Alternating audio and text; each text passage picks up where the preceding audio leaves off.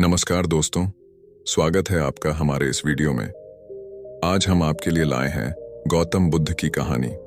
आज की इस कहानी से आपको प्रेरणा मिलेगी। भगवान बुद्ध के जीवन की ऐसी कई घटनाएं हैं जो हमें जीवन में सही मार्ग दिखाती हैं। आज भी हम उनके जीवन की एक घटना को कहानी के माध्यम से आप तक लेकर आए हैं। आप इस कहानी को पूरा सुनें और ज्ञान प्राप्त करें। एक बार की बात है, गौतम बुद्ध अपने शिष्यों के साथ बैठे थे। उसी समय राजा अजातशत्रु वहां पहुंचे और बुद्ध से कहने लगे, हे बुद्ध, जब से मैं आपका शिष्य बना हर कोई मेरा शोषण कर रहा है। आपका शिष्य बनने से पहले सभी लोग मुझसे डरते थे क्योंकि उस वक्त मैं बहुत कठोर था और मैं किसी को मौत की सजा देने से पहले एक बार भी नहीं सोचा करता था। लेकिन आपका शिष्य बनने के बाद मेरा किसी को दंड देने का मन नहीं करता और ना ही मुझे गुस्सा आता है। मैं शांत हो गया हूं और सभी को दया भावना से देखता हूं। लेकिन कुछ लोग मेरे इस बदलाव का अनुचित लाभ उठा रहे और इसने मेरे राज्य के लोगों को भी एक तरह के खतरे में डाल दिया है। कृपया आप मुझे बताएं कि मुझे अब क्या करना चाहिए। राजा अजातशत्रु की यह बात सुनकर गौतम बुद्ध उन्हें एक कहानी सुनाते हैं और कहानी कुछ इस प्रकार है। एक बार एक बड़े पेड़ के नीचे एक जहरीला सांप रहता था। पेड़ एक गांव के पास में एक कोने में हुआ करता था। वहां अक्सर सुबह शाम लोग बैठक लगते थे और खूब बातें करते थे। लेकिन जब से उस पेड़ के पास उस सांप को देखा गया तब से लोगों ने वहां जाना बंद कर दिया।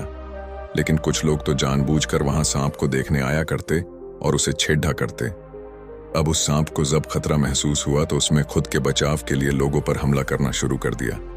वह सांप अब अपने क्षेत्र में लोगों का आना भी बर्दाश्त नहीं करता था, जिससे गांव के कई लोगों की जान जाने लगी।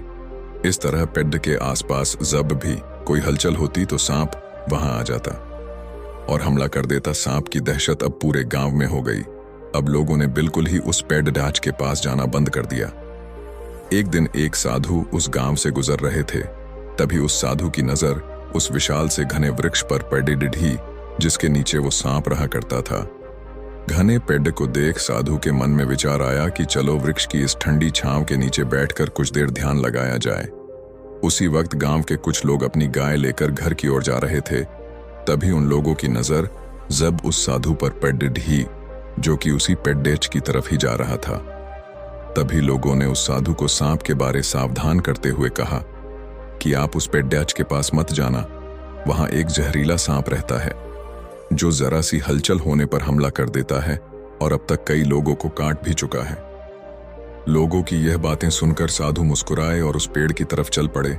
जगह को थोड़ा साफ करके जैसे ही साधु ध्यान करने के लिए बैठे तभी सांप हलचल सुनकर साधु के सामने आ पहुंचता है और फूंकारने लगता है।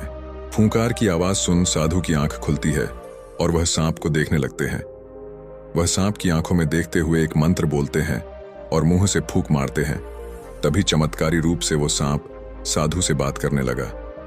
अब दोनों एक दूसरे की भाषा को समझ सकते थे।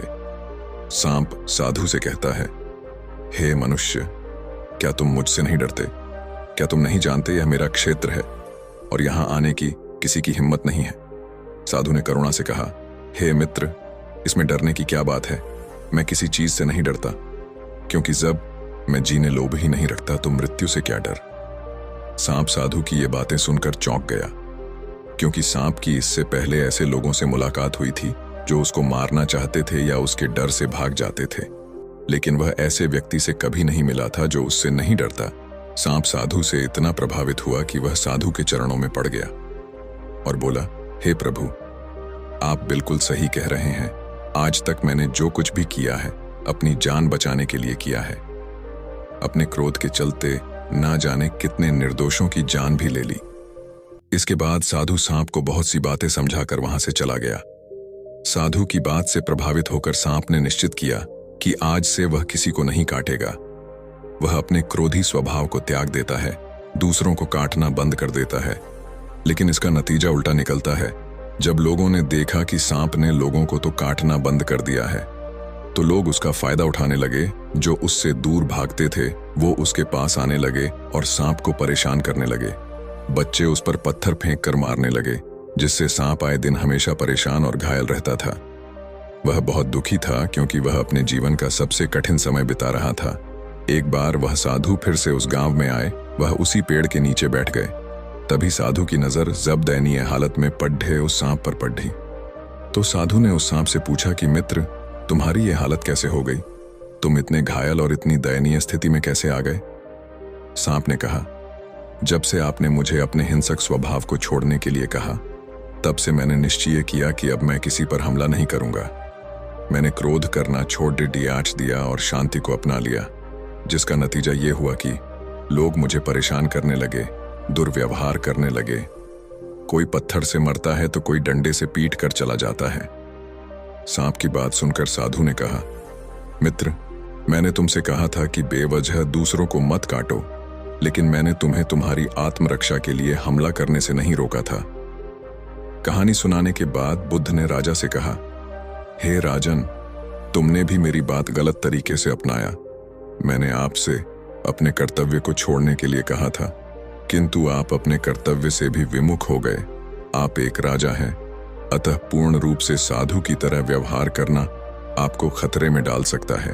तुम्हें सिर्फ अंदर से साधु की तरह रहना था और बाहर से राजा की तरह, ताकि जरूरत पड़ने पर खुद की, प्रजा की और राज्य की रक्षा कर सको।